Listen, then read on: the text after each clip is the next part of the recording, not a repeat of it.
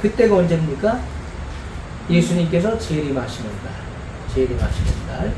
그때 두 사람이 밭에 있음에 하나는 데려감을 당하고 하나는 버려둠을 당할 것이요. 자, 버려둔다는 것은 내버린다, 구원받지 못한다는 말이 아니죠. 남겨진다는 것을 말하는 것입니다. 이 땅에 남겨진다.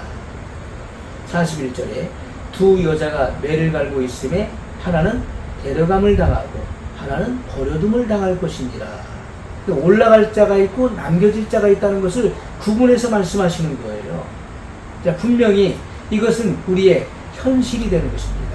예수님께서 재림하시는 날 올라가는 자가 있고 남겨지게 되는 자가 있다는 것이 우리의 분명한 현실로 남게 된다는 것이죠.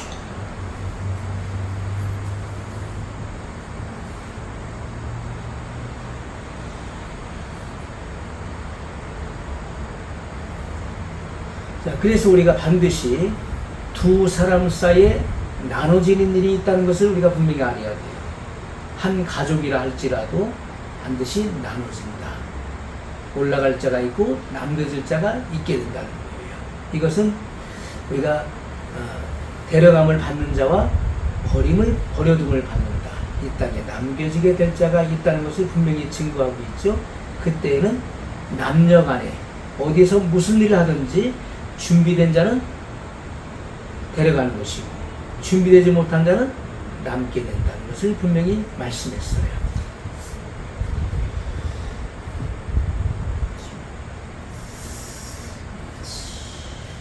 또 37절로 39절의 말씀을 보면 24장 37절로 39절을 보면 노아의 때와 같이 인자의 맘도 그러하리라. 홍수전에 노아가 방주에 들어가는 날까지 사람들이 먹고 마시고 장가들고 시집가고 있으면서 홍수가 나서 저희를 다 멸하기까지 깨닫지 못하였으니 인자의 맘도 이와 같으리라. 생각지 않은 때 인자가 오신다는 거예요. 생각지 않은 때. 그래서 노아 시대 사람들도 멸망이 오는 것을 알지 못했다는 것입니다. 알지 못했다. 그들은 이렇게 노아가 방주에 들어가던 날까지 사람들은 먹고 마시고 장가들고 시집가고 있으면서 홍수가 나서 저희를 다 멸하기까지 깨닫지 못했다. 완전히 취해 있었다는 거예요. 완전히 먹고 사는 일, 자기의 생업에 몰두돼 있었다는 거예요. 자기의 관심사에 그들은 몰두해 있었어요. 그렇기 때문에 거기에 정신이 팔려 있기 때문에 멸망이 오는데도 몰랐다는 것입니다. 인자의 임함도 이와 같으리라 이렇게 말씀하고 있죠. 자, 이것은 생각지 않은 때 인자가 온다는 사실을 노아 홍수의 예를 통해서 설명하고 있는 말씀인 것이죠. 사람들은 하나님 말씀을 무시합니다. 가볍게 생각해요. 멸망이 온다, 회개해야 된다 하면요, 그것을 하찮게 생각하고 무시해버려요. 그것을 식상하게 받아들입니다. 그 말씀, 맨날 듣는 말씀 또 한다. 이 말이 얼만큼 그 신중한 말이고 얼만큼 무게 있는 말인지를 그들은 전혀 깨닫지 못하는 거예요. 그래서 사람들은 가볍게 여긴다. 왜냐하면 그들에게는 무게감이 느껴지지 않기 때문에 그것을 가볍게 하찮게 여긴다는 거예요. 자, 노아 시대에는 먹고 마시는, 그죠? 먹고 마신다고 했죠. 식문화, 시집가고 장가가는 성문화, 이 생활에 깊이 몰두돼 있었다. 심취되어 있다는 것이죠. 먹고 사는 문제, 지금 지금 당장 눈앞에 있는 것에 사람들은 심취되어 있는 거예요. 그래서 예수님께서는 그날과 그때는 모르지만, 그날과 그때는 아무도 모른다. 인자도 모르고 하늘의 천사들도 모른다. 오직 아버지만 아신다. 그날과 그때, 그 날짜와 그 시간은 모르지만 심판의 경고는 공개적이었다는 것입니다. 주님이 오시는 것은 확정되어 있는 거예요.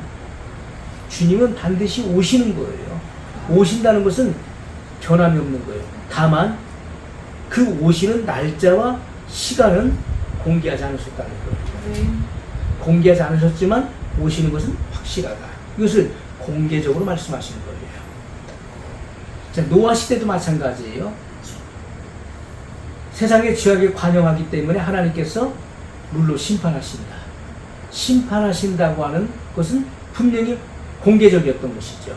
하지만 그 심판의 날짜와 시간은 공개치 않으셨다.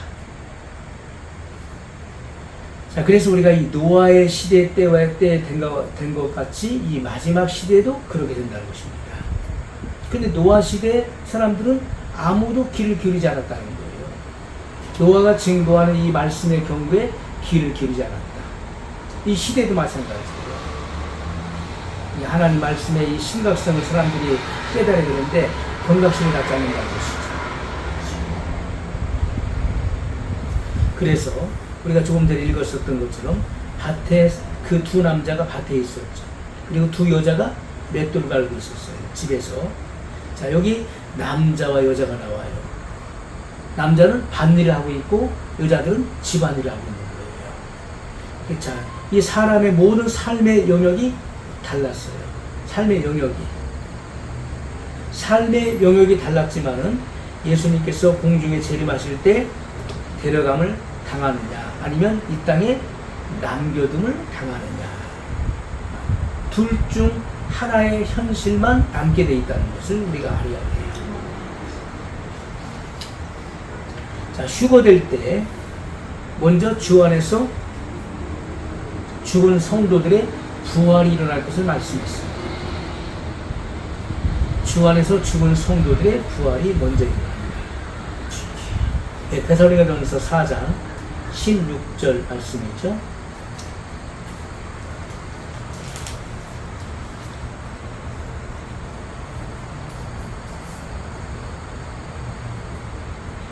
주께서 호령과 천사장의 소리와 하나님의 나팔로 친히 하늘로 쫓아 강림하시니 그리스도 안에서 죽은 자들이 먼저 일어나고, 그리스도 안에서 죽은 자들이 먼저 일어난다. 자, 이 말씀은요, 고린도전서 15장 52절에 보면 나팔 소리가 나매 죽은 자들이 썩지 아니할 것으로 다시 살고 우리도 변화하리라, 이렇게 말씀하고 있어요. 나팔 소리가 나매, 이 나팔 소리는 죽은 자를 깨우는 소리. 두 번째는 주님의 강림을 알리는 소리예요. 자, 첫 번째는 주 안에서 죽은 자들을 깨운다. 이 나팔 소리로 깨우는 것입니다.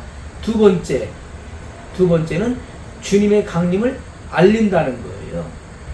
또한 이 땅에 준비되어 있는 신부들에게 주님이 오셨다는 사실을 이 나팔 소리로 알리는 것입니다.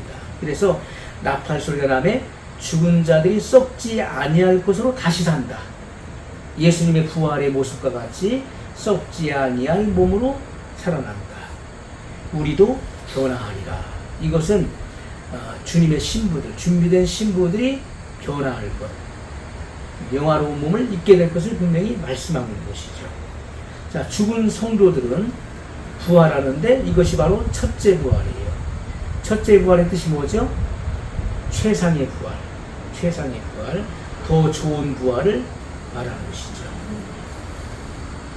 이것이 죽은 성도들에게는, 주 안에서 죽은 자들에게는 이것이 소망이고 큰 축복인 것입니다.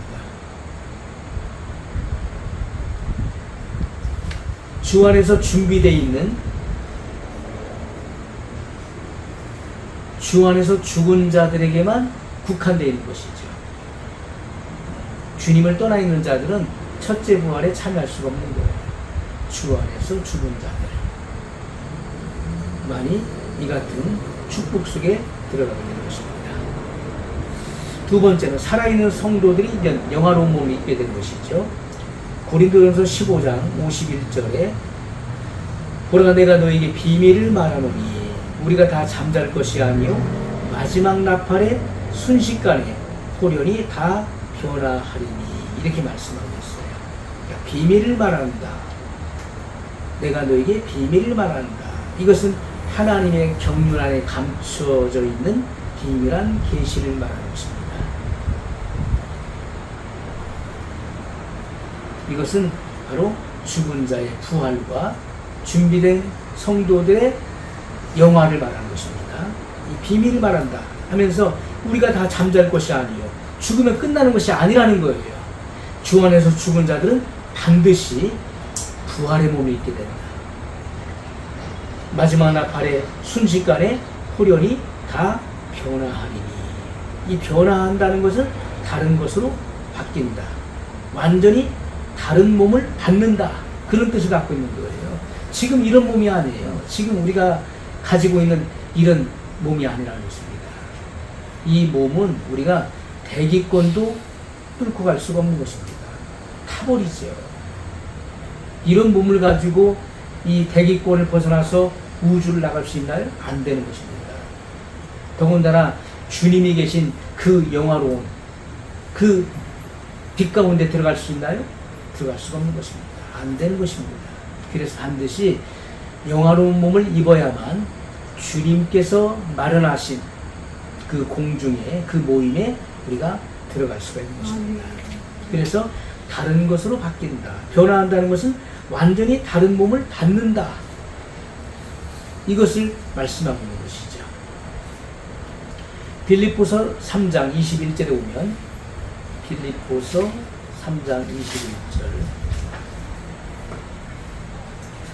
그가 만물을 자기에게 복종케 하실 수 있는 자의 역사로 우리의 낮은 몸을 자기 영광의 몸의 형체와 같이 변케 하시리라.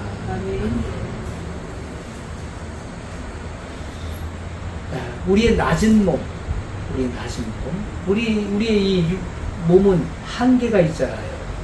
물속에 들어가도 오래 견뎌내지 못합니다. 불 속에 들어가면 타버려요.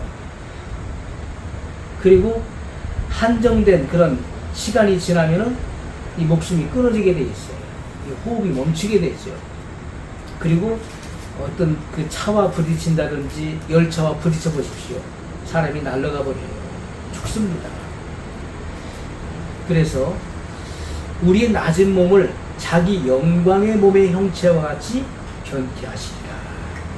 이것은 주님의 영화로우신 몸과 같이 우리를 변화시키신다. 이런 약속을 하고 있는 것이죠. 그래서 시간과 공간을 초월하는 몸을 갖게 된다. 하늘에 살기에 편리한 몸을 갖게 된다. 썩지 않는 몸을 갖게 된다. 강한 몸을 갖게 된다. 불 속에 들어가도 타지 않는 몸이고 물 속에 들어가도 죽지 않는 몸이에요. 아무 지장받지 않습니다. 어떤 영향을 받지 않는 거예요. 쇠하지 않고, 그리고 불을 통과해도 타지 않는, 물에 잠겨도 죽지 않는 그런 강한 몸을 갖게 된다는 것입니다. 이것이 바로 주님과 같이 영화로운 몸을 갖게 된다. 이것을 말씀하고 있는 거예요. 살아있는 성도, 준비된 성도는 변화됨으로 영화의 몸을 입는다.